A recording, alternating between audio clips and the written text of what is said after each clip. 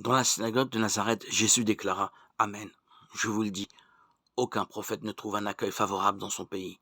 En vérité, je vous le dis, au temps du prophète Élie, lorsque pendant 3 ans et demi le ciel retint la pluie, et qu'une grande famine se produisit sur toute la terre, il y avait beaucoup de veuves en Israël. Pourtant, Élie ne fut envoyé vers aucune d'entre elles, mais bien dans la ville de Sarepta, au pays de Sidon, chez une veuve étrangère.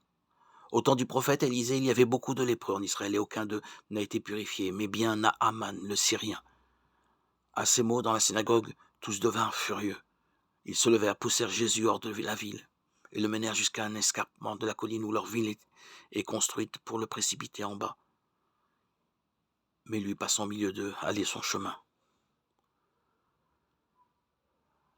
Évangile de Jésus-Christ selon saint Luc 4, 24-30.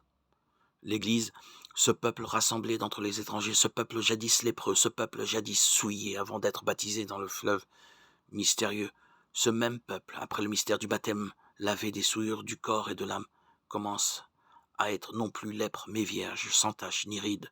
Éphésiens 5, 27. C'est donc à juste titre qu'on décrit Naaman, grand aux yeux de son maître et d'admirable prestance, puisqu'en lui nous est montrée la figure du salut qui viendra pour les nations. Les conseils d'une sainte servante qui, après la défaite de son pays, était tombée captive au pouvoir de l'ennemi, l'ont averti d'attendre d'un prophète son salut.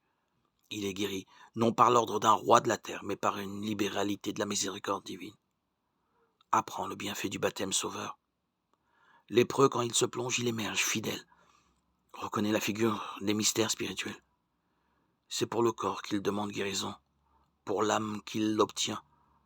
En lavant le corps, c'est le cœur qu'on lave.